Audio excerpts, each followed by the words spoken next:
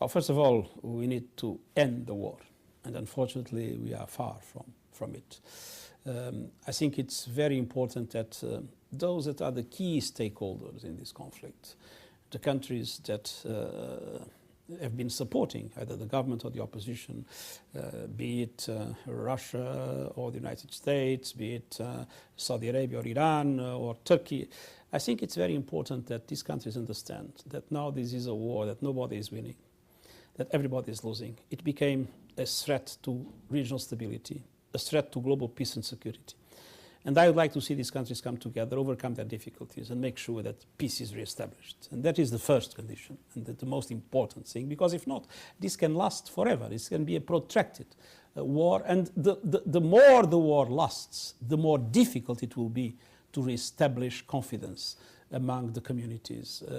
And this is something that really, I'm very sorry for the Syrian people. I've been in Syria many times because of the Iraqi refugees in the past, and we could see Alawites, Sunnis, Christians of different groups, Druze, Kurds, and they would live, apparently at least, in perfect harmony. There was a political problems, but not community problems. And now to see these people divided in sectarian lines is terrible. So I think that what is needed is first, during the war, and especially with those that the refugees abroad, to try to keep the links between the different communities, to try to avoid that this sectarian divide replicates itself in the refugee, in the diaspora, in the refugee communities of Syria, to make that the Syrians outside at least are able to maintain what was a traditional tolerance among communities. And second, to bring the religious leaders and other elements of the society to play a positive role since now. And then, if one day we manage to end the war, to do everything possible to re-establish the fabrics of that society, bringing the communities together and making them understand that indeed there are no reasons for this divide, because this divide was created by politicians. The intercommunal problems have been artificially created by those that had political objectives in Syria, as it happens, by the way, in many other situations around the world. But it will be a difficult effort, and I must say, I'm not sure if it will be successful. Unfortunately, we are seeing in other parts of the world that once these demons are released, it's very difficult to tame them.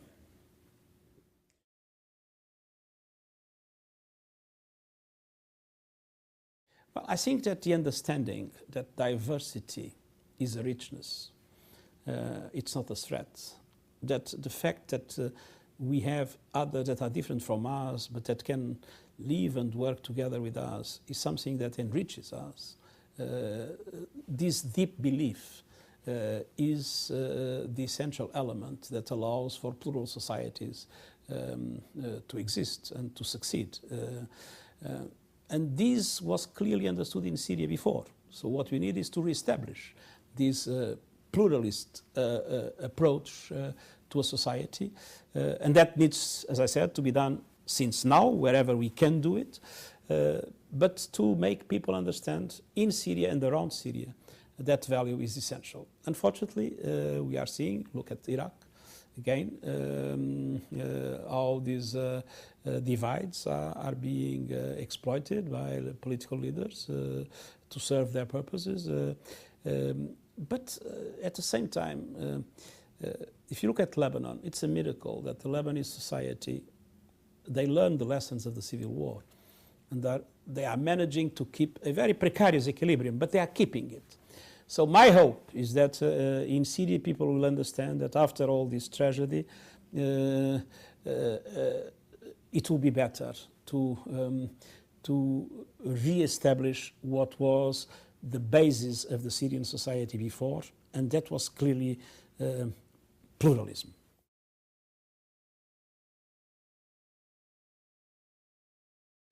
Well, unfortunately, the international community has shown very little capacity to prevent crisis. There are several reasons for that. First, I lived the unipolar world when the US were the hegemonic power, and before that, the Civil War, the bipolar world. There was not a global governance system, but there were clear power relations. Today, we have not a unipolar, not a bipolar, but not yet also a multipolar. We have a kind of a chaotic world, and power relations are not clear. And the Security Council is paralyzed in relation to everything that is important. Regional organizations are weak. We see it even with the European Union. And so the capacity to intervene timely, to prevent conflicts, has proven to be weaker than what would be desirable. At the same time, there are root causes of conflict. I mean, either economic development, poverty questions, or intercommunal difficulties. And again, in relation to that, the world has shown very limited capacity to act. And Central African Republic is a clear case. We saw it coming, and we did nothing as international community to avoid it. And it's not only Central African Republic, the same happened in South Sudan. Look at Nigeria. Where is the prevention capacity of the international community now active in Nigeria to avoid the worst? So we see things coming, but we do very little to address them. And this is something I would like to see the international community really being able to address root causes and to engage more actively diplomatically in solving the problem. In the case of Central African Republic, the fact that it's a remote place, that nobody hears about it, the media are not there, has helped this neglect. And on the other hand, as you rightly said, there was never a religious conflict there. But it's true that with the Seleka coup, the Seleka had not an Islamic agenda, but they were mostly Muslims. And of course, when they came to Bangui, their salaries were not paid, so they start looting. And as most of the population in Bangui is Christian, of course, this gave the impression of an interreligious question. And then the politicians used it, namely the former president, used it. And a new monster started to emerge, the so-called anti-Balaka, sometimes calling themselves a Christian militia, but no, it's a group of gangsters. Again, some link to previous militias, some link to the former army, some link to the former president. I think the international community made there a mistake in the evaluation of the situation. They concentrated on the disarmament of the Seleka, and they did not notice that that monster was emerging. And when they noticed it, it was too late. And the monster was able to promote what was a terrible religious and an ethnic cleansing, namely of the Muslim community in the western part of the country. In the last few days, we had first one church, then one mosque destroyed by rival groups. And so in a country that never had a religious problem, that was created artificially by those seeking power or seeking the pursuit of criminal activities. And today it will be difficult to reestablish the old equilibrium of Central African Republic. And what we are witnessing now is total chaos and banditism. And again, the international forces there I would say, essentially unable to create the minimum of law and order, and the state has disappeared, so there are no institutions to guarantee that criminals are arrested, go on trial, and if condemned, are put on jail. Nothing happens. There is total impunity, and this is a tragic situation that will take a lot of time to revive. And once again, as in Syria, religion is used and by others that have political objectives, and a demon is created artificially, but then it is released and it's very difficult to tame. And this should be a lesson. for those that play with these things. And this is also true in the developed world. We see in the recent European elections how populist politicians, irresponsible media play with fears, play with this kind of feelings and trigger artificial divisions, invoke false identities, create divisions in societies where those divisions did not exist, and benefiting from the fact that sometimes mainstream parties are afraid to tell the truth and to intervene actively, fighting against these trends. They undermine the tolerance even in the developed societies. I think we should look into the Central African Republicans of this world and understand how important it is everywhere to make tolerance prevail, how important it is everywhere to understand diversity is a richness, how important it is to understand that all societies will become inevitably plural societies, but that is not a problem. That is a positive thing.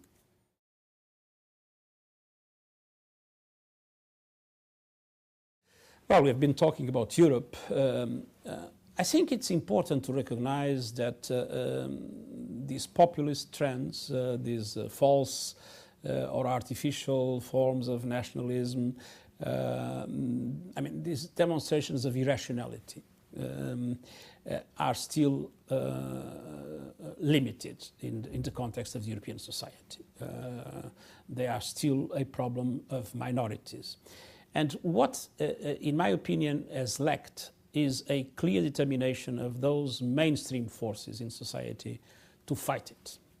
I remember when I came to government in my country, Portugal was becoming an immigration country. We had been an emigration country for centuries. We are back as an emigration country with the present crisis. But at that moment, we had an immigration crisis. And this was something that was neglected. I mean, nobody was really dealing with it. So we decided, first of all, to legalize the migrants. And we legalized about 400,000 people, which means 4% of the population. So it's meaningful. And to tell the truth to the people. I mean, look, we have a fertility index of 1.3, which means the Portuguese society is not sustainable.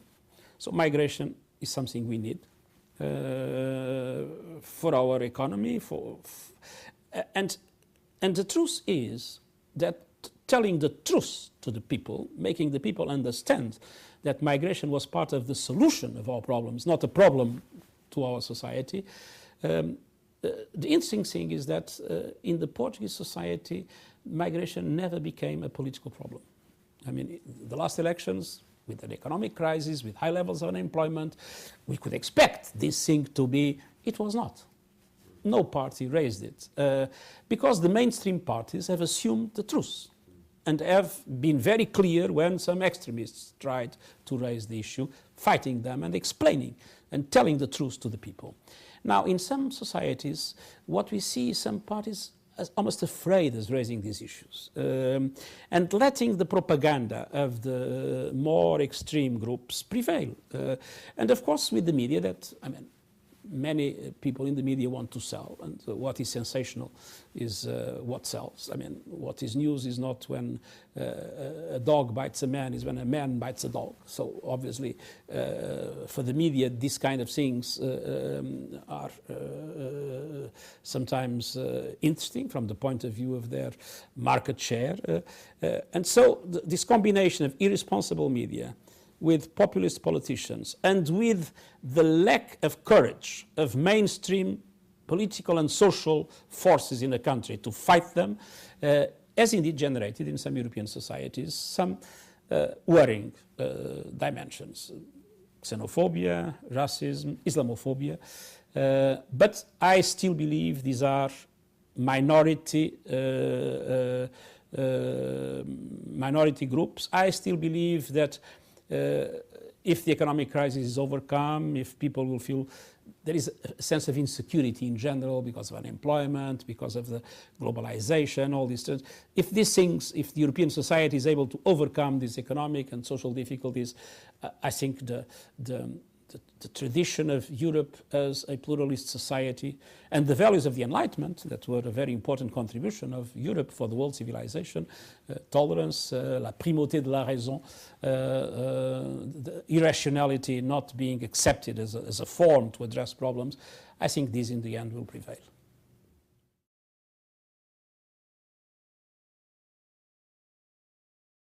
That is exactly the problem. It's the unpredictability of the present state of affairs in the world. I don't know. It could be Nigeria, but it could be in Central Asia. It could be anywhere. And what I see is that the international community is not doing everything possible to detect, to have early warning mechanisms, to detect what problems might emerge and to be able to address those problems before explosions take place. So what I'm worried about is exactly this lack of capacity of the international community to know where the new crisis can emerge and to address it before it's too late.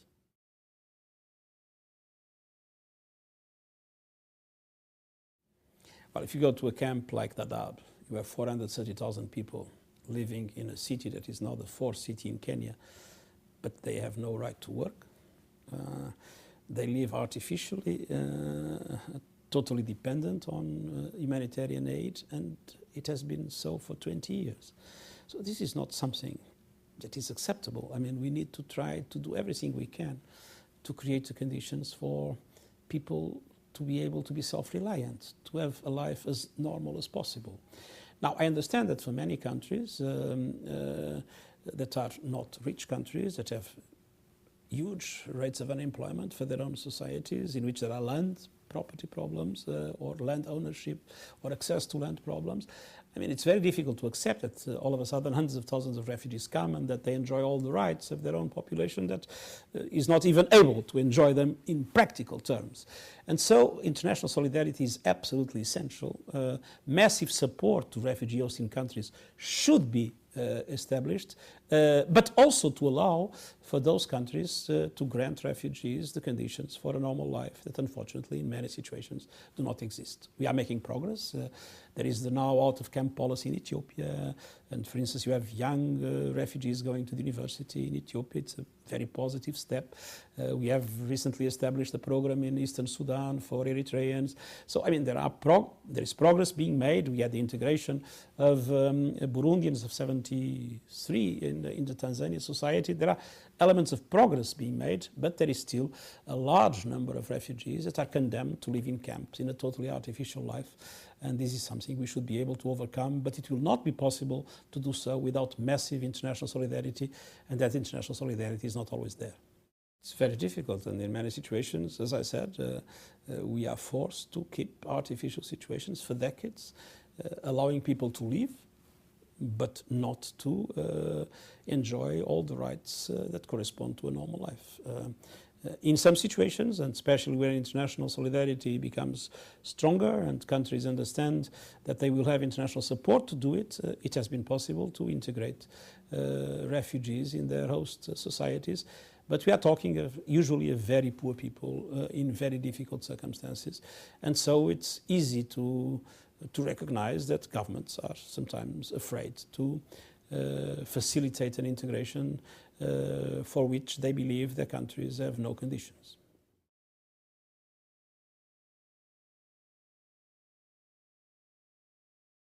Well, I think that the most important thing is to convince governments and countries that refugees are not necessarily a burden. They can be an important instrument. Einstein was a refugee. Many important people in science, in politics, namely in countries like Canada or the United States or Australia that are countries of recent emergence in the world, many relevant people in those countries were refugees. Well, the US was built starting by refugees. So to make people understand that refugees are not a burden to accept refugees is not something we do because we are forced to do, but I mean, it's a problem. But that they can indeed be an element of diversity and richness in societies, and they can contribute to the development of societies is, I think, the most important thing to do. And we are making an enormous effort to make people understand this. And I think that in many situations we are being successful. And especially when we are able to tell the success stories, when we are able to show those that were refugees and became important elements in a society with important contributions to the countries where they live, that is the best argument we can have to convince governments and to convince public opinions that to receive refugees and to grant protection to refugees, to integrate refugees, is an element that is part of the natural development of any modern society.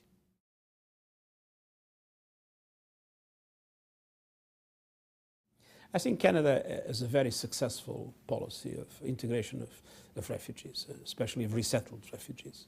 Canada is one of the 3 countries, US, Canada and Australia, that have large resettlement programs with people coming from all over the world into the Canadian society. And thanks to the excellent cooperation between central government, regional and local government and the civil society, with a key role played by the civil society, and also thanks to the multicultural nature of the Canadian society.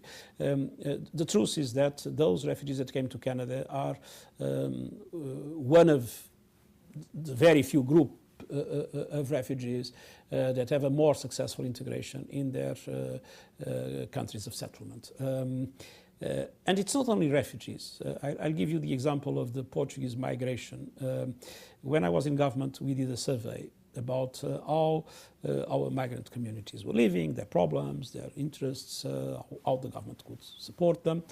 And in one of the questions of the survey, there was our interest in trying to perceive how they were seeing their countries, the countries where they were living. And the interesting thing is that of all Portuguese communities abroad, and we have communities everywhere, the one that had a better opinion about the country where they were living was our community in Canada. Now, this proves, and if the Portuguese were feeling that, refugees coming from all over the world will feel the same. This proves that this is a particularly welcoming society, and that, of course, makes the Canada resettlement program a very important tool we have for refugee protection in the world.